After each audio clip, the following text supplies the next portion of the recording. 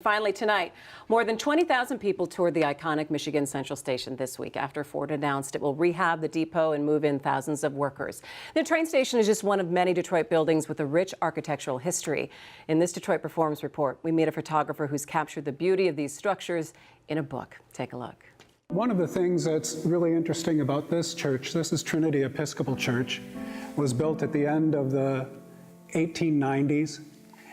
And it has about 142 different sculptures on the outside of the building. And along the outside near the roof are gargoyles. And every place there is a gargoyle on the outside of the building, there's a corresponding angel here on the inside of the building, a stone carved angel. So it makes for an interesting juxtaposition of characters. You have the evil leaving the church. The gargoyles are all moving away from the church, showing that there's no place for evil within the church. And then you have the angels up here, and most of them are holding musical instruments or singing and pointed into the church. I've always had an interest in architectural photography since I was really young. I have an interest in history in general. So I'm publishing a book called Guardians of Detroit. It's a first of its kind survey of architectural sculpture in Detroit. As I started working, it grew and grew, and now we're at about 350 pages. And I'm leaving things out that I'd really like to include because there is just so much. Detroit has such an incredible wealth of architectural sculpture. A lot of that information is available right here. The Burton Library at the main library, the Detroit Public Library, the main library across from the DIA. There is a library at Historic Trinity Lutheran Church on Gratiot called the Dow Library. That's spelled D-A-U, not D-O-W.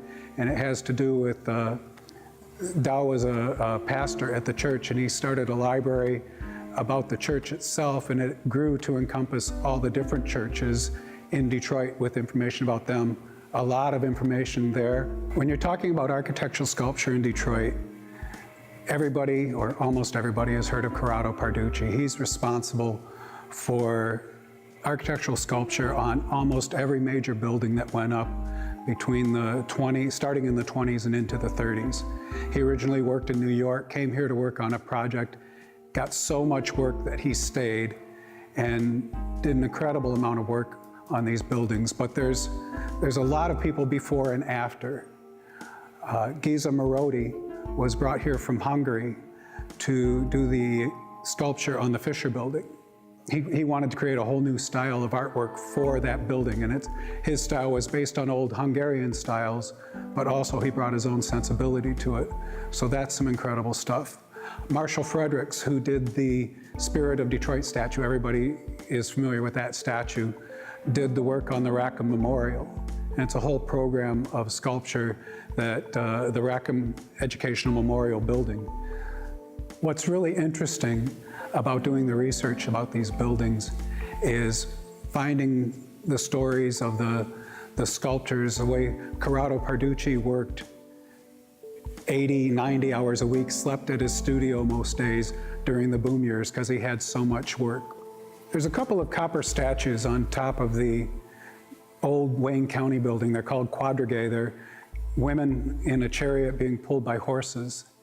And one of them was damaged in the wind in the 1970s. And Marshall Fredericks had kind of appointed himself the guardian of public art in Detroit. And when he found out about it, he went up there and examined them. They took down the pieces that were damaged. One of the arms was bent and a piece had fallen off.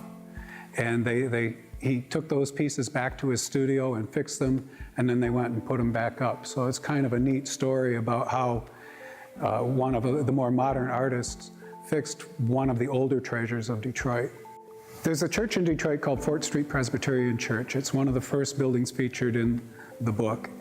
And on the one side, the side that is exposed to traffic, there are some faces up along the cornice that are kind of interesting to see, kind of unique. And the other side of the building is hidden from view from the street by a community house that was put up afterwards. It's also part of the church. So I figured there must be some pictures there, some sculpture there on that side of the building. And I went inside and asked, And they gave me access, and the only way you can see these faces is to go out a window and onto the roof of the community building. And then there's a ladder that goes up to another level, a steel ladder. And they're really, really unique faces.